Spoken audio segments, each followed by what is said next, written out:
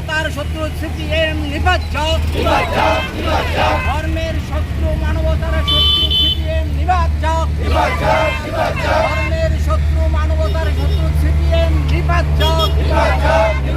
আনন্দমার্গ আনন্দমার্গীরা তেলেমরার কিছু আনন্দমার্গী এখানে সমবেত হয়েছি।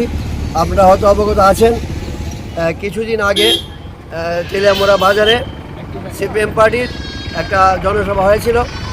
সেই জনসভাতে প্রাক্তন মুখ্যমন্ত্রী মানিক সরকার তিনি আনন্দমার্গ সম্বন্ধে একটা বিশ্রী মন্তব্য করেছেন, আনন্দমার্গের সন্ত্রাসী। আপনারা অবগত আছেন, আপনারা যারা তেলেমরার শ্রদ্ধা সাংবাদিকরা আছেন, আমাদের একাধিক স্কুল আছে তেলেমরার বুকে। আমরা নানা রকম সেবামূলক কাজ করে থাকি, আমাদের ধর্মপ্রচারই মুখ্য উদ্দেশ্য।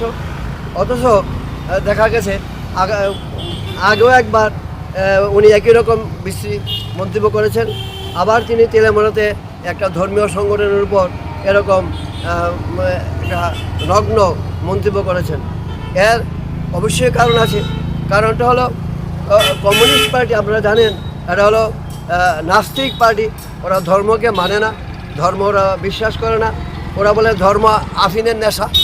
আর আমরা যারা আনন্দমার্গী, আমরা বলি ধর্মবিহীন মানব জীবন পশুর মতো।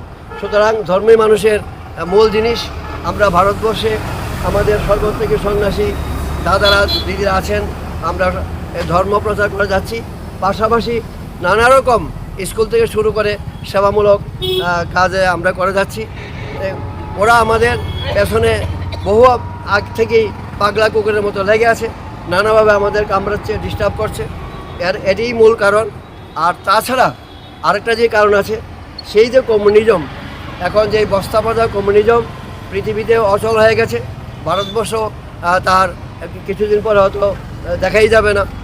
ওরা আমাদের পেছনে লেগে যেই কারণে জগৎগুরু শ্রী শ্রী আনন্দমূর্তিজি তিনি যে আনন্দমার্গ দর্শন দিয়েছেন, তার একটা দিক হলো তিনি সামাজিক অর্থনৈতিক তত্ত্বও দিয়েছেন, যার নাম প্রগতিশীল উপযোগ তত্ত্ব, সংক্ষেপে প্রাউড।